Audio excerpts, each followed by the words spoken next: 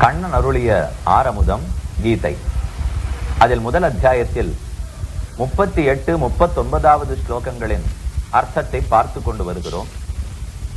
இந்த ஸ்லோகங்களாலே அர்ஜுனன் கண்ணனிடத்திலே 2 விதமான பாபங்களில் இருந்து நான் விலகி இருக்க வேணும்னு ஆசைப்படுகிறேன். அந்த ஆசை துரியோதனனுக்கு இல்லை. அவனுடைய மனசு முழுக்க பேராசை நிரம்பி உள்ளது. ஆகையாலே அவன் கண்ணை இந்த பாபங்கள் மறைக்கின்றன, பேராசை மறைக்கிறது. நான் இந்த பாபங்கள் இருந்து விலகி இருக்க போகிறேன். முதல் பாபம் குலக்ஷயத்தாலே ஏற்படுகிற பாபம், குலத்தை அழிப்பதால் ஏற்படும் பாபம். மற்றொன்று மித்திர துரோகத்தாலே ஏற்படக்கூடிய பாபம்.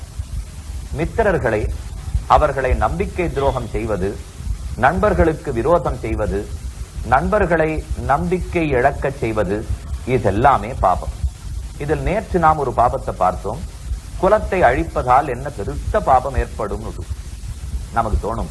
நாம யாருடைய குலத்தை அழிக்கிறது இல்லையே, அந்த பாபம் நமக்கு அப்ப இல்லை என்று தோணும். இதிலே மற்ற பேருடைய குலத்தை அழிப்பதுங்கிறது இந்நாட்களிலே அவ்வளவு தூரம் நடைபெறாது. ஆனால் நம் குலத்தை வளர்ப்பதும் முக்கியம். நம்முடைய குலத்தை சரிவர வளர்க்காமலோ, நம் குலத்தின் நல்ல பண்புகளை அடுத்த தலைமுறையருக்கு சரிவர கொடுக்காமல் போனாலோ அதுவும் குலத்தை அழித்த பாபத்துக்கு சமம். ஏதை சொல்றேன்னு சொன்னால், ஒரு பக்கத்தில் நாம் எல்லாரும் மக்கள் தொகை பெருக்கத்தை பற்றி நன்றாக சிந்தனை செய்து குறைவாக குழந்தைகளை பெற்றுக்கொண்டு நிறைவாகத்தான் வாழ வேண்டும். அது உண்மையிலும் உண்மை. ஆனால் சிலர் குழந்தையே பெற்றுக்கொள்ள வேண்டாம் என்று நினைக்கிறார்கள். சிலர் கல்யாணமே பண்ணிக்கொள்ள வேண்டாம், தனித்தே இருந்து விடலாம் என்று நினைக்கிறார்கள். இந்த நிட்டை பழைய காலத்திலேயும் உண்டு. பீஷ்மர் பிரம்மச்சாரியாக இருக்க வேணும் நினைத்தாரே. பிள்ளை லோகாச்சாரியரும் அழகிய மணவாள பெருமாள் நாயனாரும் பிரம்மச்சாரிகளாக இருந்தார்களே. ஹனுமான் சிறந்த உதாரணமாயிற்றே. அப்ப அவர்களை போலே நாமும் பிரம்மச்சாரிகளாகவே இருந்து விடலாம் என்ற ஆண்கள் நினைக்கலாம். நாமும் கல்யாணமே பண்ணிக்கொள்ளாமலே இருந்து விடலாம் என்று பெண்கள் நினைக்கலாம். இதெல்லாம் சில நிர்பந்தத்தினாலே அவர்களுக்கு அந்த நினைவு ஏற்பட்டிருந்தால், அந்த முடிவுக்கு அவர்கள் தள்ளப்பட்டிருந்தால் அது இன்றியமையாதது. ஆனால் அதை போல எந்த நிர்பந்தமும் இல்லாமல் இருக்க செய்தே நாம அந்த முடிவுக்கு வந்துவிடக்கூடாது. ஏனெனில் கல்யாணமாகி விவாகம் பண்ணிக்கொண்டு கிரகஸ்தாசிரமம்னு கொண்டாடுகிறோம். இல்லறத்திலே ஈடுபட்டிருக்கிற ஆண் பெண் அவர்கள் இருவரையும் எதிர்பார்த்துத்தான் பிரம்மச்சாரிகள் வாழ்கிறார்கள், சந்நியாசிகளும் வாழ்கிறார்கள். ஒரு சந்நியாசியாக இருந்தாலும் அவரே சமைத்து சோறுண்பதற்கு அவருக்கு அதிகாரம் கிடையாது. அவர் இல்லறத்திலே இருப்பவனிடத்தில் பிச்சை எடுத்துத்தான் உண்ண வேண்டும். அதே போல பிரம்மச்சாரி சம்பாதிப்பதற்கு வழி கிடையாது. அவரும் இல்லறத்திலே இருப்பவரிடத்தில் பிச்சை எடுத்துத்தான் வாழ வேண்டும். அப்ப இல்லறம் எவ்வளவு முக்கியமாக போகிறது, அந்த குழந்தை பேரு எவ்வளவு முக்கியமாகிறது, நம் குலத்தை வளர்க்க வேண்டியது எவ்வளவு தூரம் முக்கியமாகிறது. அதனால் தனித்திருக்கலாமே என்று ஏதோ ஒரு வெறுப்பினாலே யோசிக்காமல் சேர்ந்து வாழ வேண்டும், இல்லற தர்மத்தை கடைபிடிக்க வேண்டும் என்று எல்லாரும் நினைக்க வேண்டும். அப்படி நினைத்தால்தான் நம் மூதாதையர்கள் குலத்தில் எதை தர்மமாக போற்றினார்களோ அதை நாமும் செய்வதற்கு ஹேதுவாகும். அதனாலே இது அவசியம் நீங்கள்லாம் ஆராய்ச்சி பண்ணி பார்க்க வேண்டும். இதிலே நான் சொன்னது யார் மனசை புண்படுத்துறதுக்காகவோ எதுக்காகவும் இல்லை. நம் குலம் வளர வேண்டும், குலத்தினுடைய தர்மங்கள் வளர வேண்டும். அது ரொம்ப முக்கியமா மனத்திலே நாம் கொள்ள வேண்டும். அதனாலே குலக்ஷயம்ங்கிறது ஒரு பாபம். மற்றொரு பாபத்தை பற்றி மித்திர துரோகம்னு இப்பொழுது அர்ஜுனன் தெரிவிக்கிறான். இருவர் நண்பர்களாக இருக்கிறார்கள். ஒரு நண்பன் மற்றொரு நண்பனை எல்லா விதத்திலும் இடித்துரைத்தாலோ நன்மை எடுத்து சொல்லி அவனுடைய இடுக்கன் வரும்போது கூடவே இருந்து உதவி புரிந்து அவனை முன்னேற்ற வேண்டும். மித்திர என்கிற சொல்லுக்கு பொருள் உரைக்கும் போது மிதாத்து திராயத்தே இது மித்திரஹான்னு சொல்லுவார்கள். எங்க கஷ்டம் இருந்தாலும் அந்த கஷ்டத்திலிருந்து யார் ஒருத்தன் என்ன கைதூக்கி விடுகிறானோ அவன் தான் எனக்கு சிறந்த நண்பன். என்னை வெறுமனே பேசி புகழ் பாடி அதனால தூக்கி விட்டுடுறானோ இல்லையோ, அவன் என்னுடைய நண்பன் அல்ல. எனக்கு கஷ்டம் வரும்போது யார் கூட இருந்து பங்கு கொள்கிறானோ அவன் நண்பன். அந்த நண்பன் உயிரினும் மேலாக நம்மை நம்பி விடுகிறான். நம்பினவர்களுக்கு துரோகம் செய்வது கூடாது. அர்ஜுனன் என்ன பயப்படுகிறான், நான் துரியோதனாதிகள் பட்சத்திலே இருப்பவர்களை கொன்றுட்டால் அதுல என்னுடைய நண்பர்கள் பலர் இருக்கிறார்கள், அவர்களை கொன்ற குற்றத்துக்கு ஆளாவேன், நான் கொல்லுவேன், அவர்கள் ஒரு நாளும் எதிர்பார்த்திருக்க மாட்டார்கள். அப்ப அது நம்பிக்கை துரோகமாகி போகாதார்? ஒரு சிறு கதை சொல்லுகிறேன்.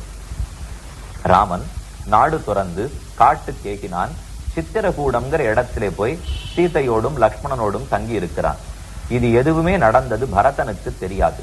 பரதன் தன்னுடைய மாமன் வீட்டுக்கு போயிருந்தவன் திரும்ப நாட்டுக்கு வருகிறான். நடந்த செய்தியெல்லாம் கேள்விப்பட்டான். தசரதர் மரித்தார் என்பதையும் புரிந்து கொண்டான். ராமனை நினைத்து ஏங்கி கரைந்தான், அழுதான். உடனடியாக முடிவெடுத்தான், நாம் இந்த அரசை ஆள்வது கூடாது, இது மகா பாபமான அரசு, இங்கிருந்து புறப்படுவோம், நேர சித்திரகூடத்துக்கு போய் ராமன் காலிலே விழுந்து எப்படியாவது நாட்டுக்கு திரும்பவான்னு வேண்டிக் கொள்வோம். ஆசையோடே புறப்பட்டு விட்டான் பரதன். ஏபிச்ச சச்சிவைஸ்தார்த்தம் சிரசா யாச்சிதோமயா, எப்படியாவது நாம் போய் ராமனை பிரார்த்தித்து கூட அழைத்து வருவோம் என்று நினைத்து போகிறான். இது ஒரு பக்கம் கதை. மற்றொரு பக்கத்தில் ராமன் இங்கிருந்து சித்திரகூடத்துக்கு போகும்போது கங்கையை தாண்டினான். அப்போது குஹன்கிற வேடுவனை சந்தித்தான். குஹனோடைய தோழமை பூண்டான். மிகச்சிறந்த நட்பு கடையாளம் குஹன். அதோடு மட்டுமல்லாமல் தன்னுடைய தம்பிகளுக்குள்ள ஒருவராகவே குஹனை அங்கீகரித்தான் ராமன். இவ்வளவு நாட்கள் நாங்க 4 பேர் அண்ணன் தம்பிகள், ஹே குஹ, உன்னோட சேர்த்து 5 ஆனோம், நாம் இனி அண்ணன் தம்பிகள் 5 பேர். அந்த அளவுக்கு ஒரு வேடுவனை தன்னோட சேர்த்து கொண்டானே, இது குஹன் மனசுல ஆழ பதிந்திருக்கிறது. அவன் தான் வழிகாட்டி மேற்கொண்டு சித்திரகூடத்துக்கு எப்படி போகணும் என்று அனுப்பி வைத்திருக்கிறான். இப்போது கங்கை கரையில் குஹன் இருக்கிறான். பரதன் சித்திரகூடத்துக்கு போக வேண்டும் என்னாலும் கங்கை ஆற்றை கடந்துதான் போக வேண்டும். ஆற்றை கடப்பதற்காக பரதன் வருகிறான். பரதன் தனித்து வரவில்லை. அயோத்தி நகரம் பட்டணத்தில் இருந்த மொத்த மக்களையும் அழைத்து கொண்டு சேனைய முழுவதும் திரட்டி கொண்டு யாருடைய வேண்டுதலுக்காகவாவது ராமன் இறங்குகிறானான்னு பார்ப்போம் என்கிற நினைவோடே வருகிறான். ஆனால் அந்த நினைவை புரிந்து கொள்ளாமல் குஹன் தவறாக எடுத்துக்கொண்டான்.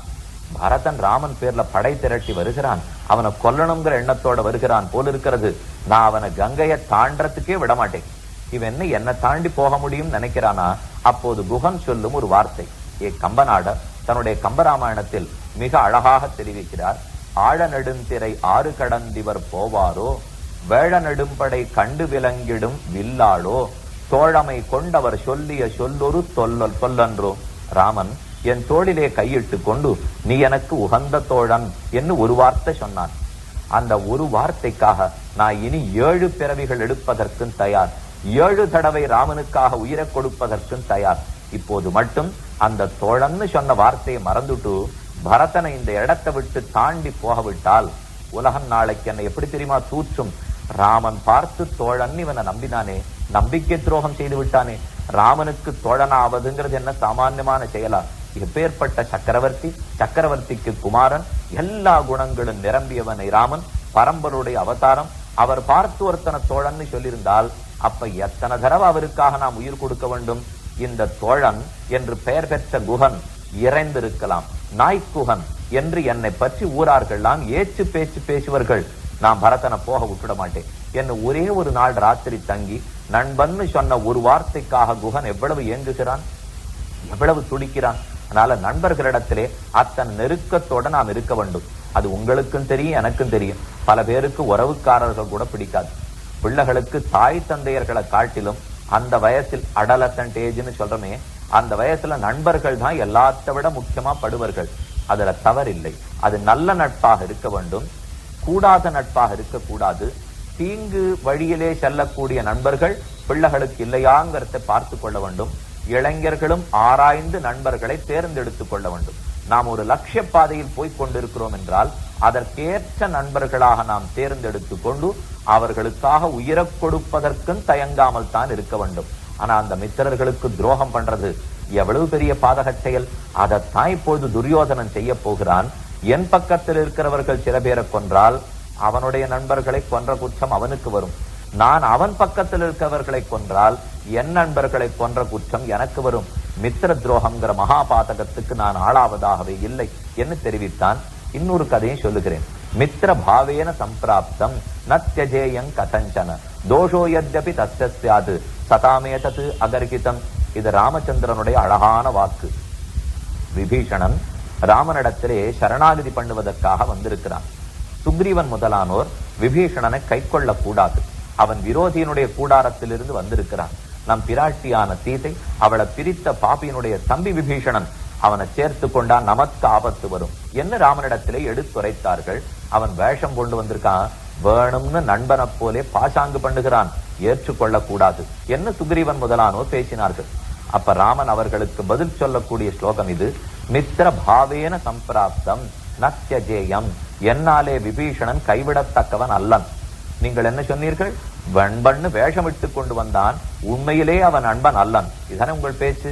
அவன் நண்பன்கிற வேஷமிட்டு கொண்டு வந்திருந்தாலும், அதற்கு நான் மயங்கியே ஏமாந்தே போவதாக இருந்தாலும், என்னிடத்துல நண்பன் வேஷமிட்டு வந்தாலும் நான் கைவிட மாட்டேன். இந்த வார்த்தை எவ்வளவு முக்கியமான வார்த்தை தெரியுமா? நட்பனுடைய இலக்கணத்தை ராமன் தெரிவிக்கிறான். ஒரு நண்பன் வேஷமே இட்டு கொண்டு வந்தாலும் அவனை நண்பனாக ஏற்றுக்கொள்வதுதான் பண்பு. இது ராமன்கிற உயர்ந்த வீரன் தான் கடைப்பிடித்து காட்டினார். அதனால நாமும் நல்ல நண்பர்களோட இருக்க வேண்டும். உன் நண்பனாருன்னு சொல்லு, உன்னை பத்தி சொல்லுகிறேன்னு சொல்லுவார்களோ இல்லையோ, அந்த அளவுக்கு நட்புங்கிறது மிக முக்கியமானது. அதே சமயத்தில் நண்பனுக்கு துரோகம் நினைப்பதும் கூடாது. அது எந்த விஷயமாக இருந்தாலும் நண்பர்களிடத்திலே உண்மை பேச கற்றுக்கொள்ள வேண்டும். மற்ற பேருக்கு நண்பர்களுக்கு என்ன வித்தியாசம்? மற்ற பேரிடத்தே சிரிச்சு பேச வேண்டிய தேவை ஏற்படலாம், உண்மையை மறைத்து பேச வேண்டிய தேவை ஏற்படலாம். நம் உள்ளத்துல இருக்கக்கூடியதை வெளியில பளிச்சுன்னு சொல்ல முடியாத நிலைமை இருக்கலாம். நண்பனிடத்தில் எல்லாவற்றையும் உண்மையோட பேச வேண்டும். அந்த உண்மை மாறாமல் இருந்தால் தான் நட்பு எப்பொழுதுமே பரிமளிக்கும், மனம் பரப்பும். நண்பர்களுக்குள்ளேயும் பொய் பேச்சு வந்து விட்டதென்னால், ஏமாற்று பேச்சு வந்துவிட்டால் அந்த இடத்தில் நட்பு ஒரு நாளும் மலராது, இனிக்காது, மனம் பரப்பாது. அதைத்தான் இப்போது துரியோதனை பார்த்து அர்ஜுனன் மிக வருத்தப்படுகிறான். இவன் மித்திர துரோகம் பண்ணிவிடுவான் போல இருக்கிறதே. ஆகையாலே கதம் ந ஞேயம் அஸ்மாபிகி, எங்களாலே இது எப்படி பார்க்க முடியாமல் இருக்க முடியும்? அவன் பார்க்காம இருந்துட்டான், ஆனா நாங்க பார்க்காம இருக்க முடியாது. யார பார்த்து கேட்கிறான் தெரியுமா?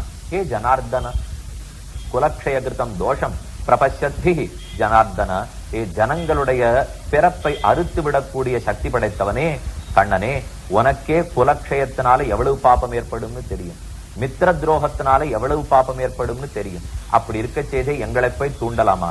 சாதாரணமா யோசிச்சு பாருங்க, ரயில் வண்டியில ஏறுறோம், பிரயாணம் பண்றதுக்கு ஆரம்பிச்சிருவோம். உள்ள போறச்சே யாரோடையும் ஒத்து போகாது. என்னுடைய பொட்டி இங்க வைக்கணும், உன்னுடைய பைய இங்க வைக்கணும்னு சண்டை போடுவோம். ஆனா கிளம்பின உடனே ரொம்ப சகஜமா எல்லாரோடையும் பேசுறதுக்கு ஆரம்பிச்சிடுவோம். வண்டியில இருந்து இறங்கி நம்ம பாட்டு நாம போகணும், அவர் போக வேண்டியதுக்கு அவர் போகணும். கையை பிடிச்சுன்னு அழ ஆரம்பிச்சிருவார்கள். உங்களோட ரொம்ப நாளா பழகினாப்புல இருக்கு, இப்ப போய் விட்டுட்டு போறேனேன்னு. இது ரயில் நட்பு. ஆனா அந்த ரயில் நட்பிலே கூட பேசறாப்புல பேசிட்டு சில பேர் உண்ணத்தகாத பொருள்களை கொடுத்து நம்மள மயக்கி விடுறாளோ இல்லையோ. நாமும் மயக்கத்தை காழார்ந்து என்னதுன்னு தெரியாம இருக்கிறச்சே நம்ம கிட்ட இருக்கிற சொத்து எல்லாத்தையும் பரிசன் போடுவார்களோ இல்லையோ. இதெல்லாம் மித்திர துரோகத்திலே சேர்த்தி நண்பனை போல பழகிட்டு நட்பை மீறி நாம நடப்பதே கூடாது. அதனால மித்திர துரோகம்ங்கிறது பெரிய குற்றம், குலக்ஷயம் குலத்தை அழிப்பதுங்கிறது ஒரு குற்றம். இந்த ரெண்டு குற்றமும் துரியோதனன் கண்ணிலே படாமல் இருக்கலாம். மற்றொரு இடம் சொல்லுகிறேன். ஹிரண்யகசிபு அவனை முடிப்பதற்காக நரசிம்ம பெருமான் அவதரித்தான்னு பார்க்கிறோம் இல்லையோ. பெருமாள் பிறந்தார், தூணுக்கு மத்தியத்திலே தோன்றினார், பிரகலாதனுக்கு அனுகிரகித்தார், ஹிரண்யகசிபு கொன்னுட்டார். ஹிரண்யகசிபு கொன்றா அந்த குலத்தை அழித்ததா தான் அர்த்தம். பிரகலாதன் இருக்கிறான், இருந்தாலும் நரசிம்ம பெருமான் சொல்லும் வார்த்தையை இரணிய வதை படலத்திலே கம்பநாடர் விபீஷணன் ராவணனுக்கு உபதேசிக்கிறா போல ஒரு சொற்றொடர் அமைத்துள்ளார். உன் குலத்துதித்தோரை கொல்லேன். இது நரசிம்ம பெருமாள் தெரிவிக்கிறார். பிரகலாதா, உன்னுடைய கண் முன்னாடி உன்னுடைய தந்தையை கொன்னுட்டேன், செய்திருக்க கூடாது. நீ என்னுடைய சிறந்த பக்தன், அதை மனசுல கொண்டாவது உன் தாப்பனார கொல்லாது இருந்திருக்கணும். நாளைக்கு இப்படியே உன்னுடைய குலத்திலே பிறந்தவர்கள் அசுரர்களாக இருந்து என்னை எதிர்க்கிறார்கள்ங்கிற எண்ணத்தோட நான் கொல்ல ஆரம்பிச்சுட்டா உன் அசுர குலமே அழிந்து போகுமே. இப்ப பகவான் பேசிட்டு அசுர குலம் கூட அழியக்கூடாதுன்னு பேசிக் கொண்டிருக்கிறான். அதனாலே இனி யார் உன் குலத்திலே பிறந்தாலும் அவர்கள் அழிக்க மாட்டேன். அதனாலதான் பிரகலாதனுடைய பேரன் மகாபலி சக்கரவர்த்தி மகாபலியை கொல்லாமல் கீழே சிறைச்சாலையில் அடைச்சுட்டார் திரிவிக்கிரம பெருமாள்னு கேள்விப்படுகிறோம் இல்லையோ. அதனால பெருமானே குலத்தை அழிப்பதற்கு பயப்படுகிறான், நான் செய்ய முடியுமா என்றுதான் அர்ஜுனன் கண்ணனிடத்திலே கேட்கிறான். இத்தோட 39வது ஸ்லோகம் முடிவடைகிறது. இனி குலத்தை அழிப்பதனால என்னென்ன தீங்குகள் ஏற்படும் அடுத்த ஸ்லோகத்திலே